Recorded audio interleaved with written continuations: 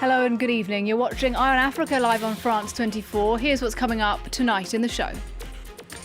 As clashes resume in Sudan after a brief ceasefire, we take a closer look at the plight of refugees in neighbouring Chad, particularly new mothers and young children.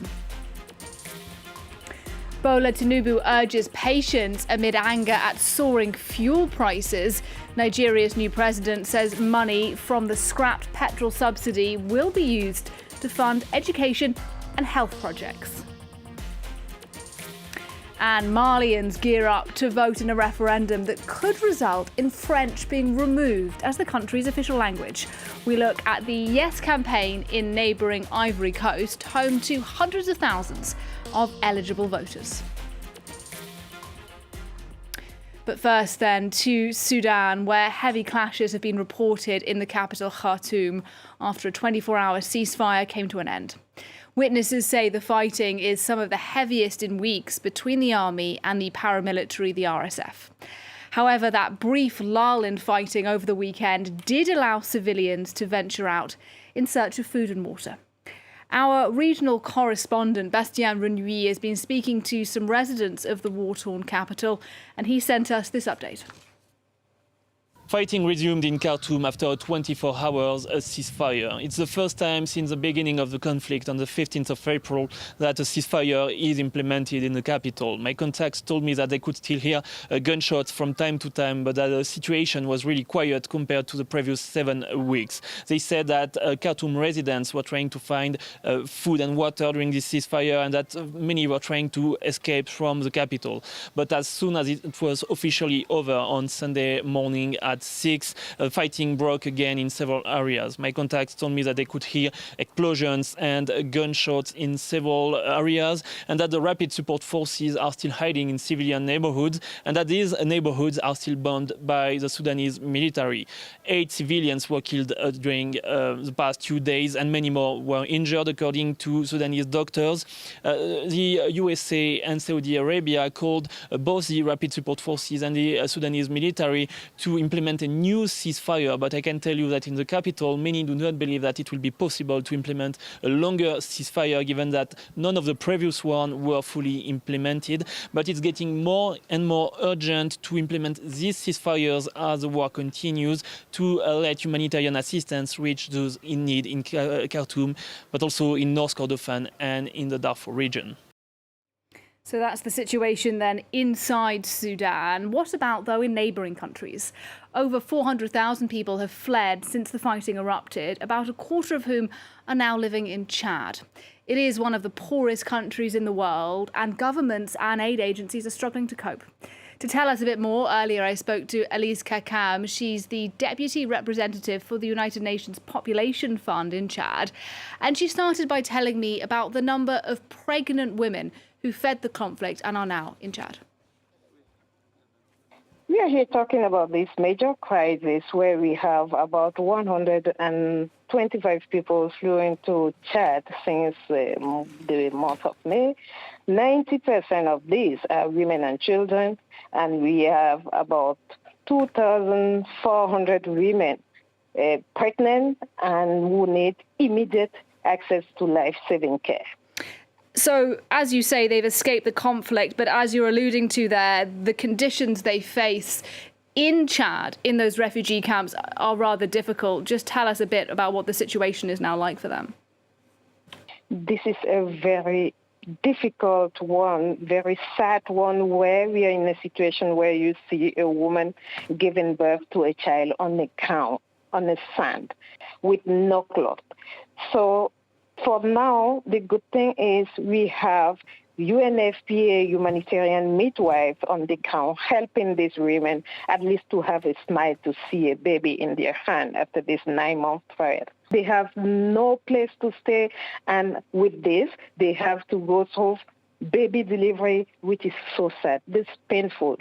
We just lost a child in Borota camp yesterday, and this is because the mother went through all this process without seeing a single nurse all along. So the child could not survive. So clearly, immense support is now needed for those women in these border camps. As the UN Population Fund, what are you now asking for in terms of money? What do you need from the international community? We had a plan of, just for this response, we are looking for $3 million, and actually we only have like 500,000 in hand. And we need to scale up this response. We need to have more women on the ground. We need to have more psychological support to these women with our psychologists who are on the ground now, but only few of them. And with the upcoming rainy season, the situation is worsening because the women, they will give birth to a child and stay under the rain with this child. So we need to protect them. We need to support them. So it's urgent to bring this life-saving care to these women right now. That was Elise Kakam talking to me there from Chad. Now, more than 45 civilians have been killed in a militia attack on a camp for displaced people in DR Congo. This is according to the country's UN peacekeeping mission. Half of those victims are reported to have been children. The UN named the militia responsible as the Cooperative for the Development of Congo, and that group claims it is defending the interests of Lendu farmers who've long been in conflict with Hema herders in the Ituri province. Let's go to Nigeria now, where President Bola Tinubu is urging Nigerians to be patient amid a spike in petrol and food prices.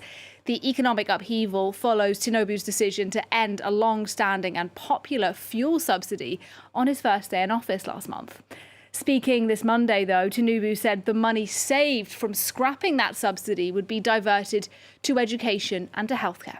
Sam Olukoya reports now from Lagos. Nigeria's President Bola Tinubu has justified the government's decision to remove subsidy on petrol. The price of petrol has increased by more than 160% following the removal of the subsidy. The cost of many basic items like food have risen sharply following the increase in the price of petrol. In a nationwide broadcast, the president admitted that the removal of the subsidy has imposed extra burden on Nigerians. He, however, said it is a decision that must be taken to save Nigeria from collapse. Even though an oil-producing country, Nigeria has been importing petrol because the country's refineries are not working. The imported petrol has to be subsidized to make it affordable to Nigerians. But the subsidy program is prone to corruption. Some oil importers are accused of fraudulently claiming billions of dollars annually for petrol they did not import. President Tinubu alluded to this in his broadcast when he accused a few rich of pocketing the nation's resources. The president said stopping the subsidy will free up funds for massive investment in education, healthcare, and other public utilities that will improve the lives of Nigerians. In the face of economic hardship caused by the subsidy removal, President Tinubu, who came to office just 2 weeks ago, risks widespread discontent if he fails to quickly keep to his promise of making lives better for Nigerians. Now, Eritrea has rejoined the East African bloc, the Intergovernmental Authority on Development, after a 15-year hiatus. Asmara suspended its membership of IGAD in 2007 following a string of disagreements, including over its border with Ethiopia. Its government now says it's rejoining to revitalise the regional organisation. However, Eritrea remains one of the most isolated countries on the continent and sits near the bottom of global rankings on human rights. Finally, Mali is to hold a referendum this Sunday on reforming the country's constitution. Among its proposals, to scrap French as the country's official language. Now, hundreds of thousands of Malians live in neighbouring Ivory Coast, and there the campaign for the yes vote is now in full swing, as Lauren Bersticker reports. In this Abidjan municipal hall, representatives of the Malian diaspora debate a proposed reform of the constitution. With the referendum just a week away, most of these Malian nationals already know which ballots they will cast. For me, it's very clear. I will vote, and I will vote yes. The reform includes plans to scrap French as the country's official language and would allow Malians living abroad to vote in future municipal elections, a popular provision in Ivory Coast where some 300,000 members of the Malian diaspora are already registered to vote. The reform would also significantly strengthen the powers of the president, allowing him to appoint and fire ministers and dissolve parliament. Critics worry this could allow the current military government to cling to power, but in Abidjan, most Malians seem to trust in the integrity of Colonel Assimi Goïta. The Constitution of 1992 was also adopted by a president who seized power through a coup. So saying that Goïta doesn't have the legitimacy to propose a new constitution is hypocritical, and it doesn't reflect the reality of Mali. Initially scheduled for March, the referendum will now take place on June 18th, and in Mali, members of the military already began casting early ballots on Sunday. The reform represents the first step of a roadmap that should see the country return to civilian rule by February 2024. And that's a wrap for Eye on Africa this evening. Thank you for watching.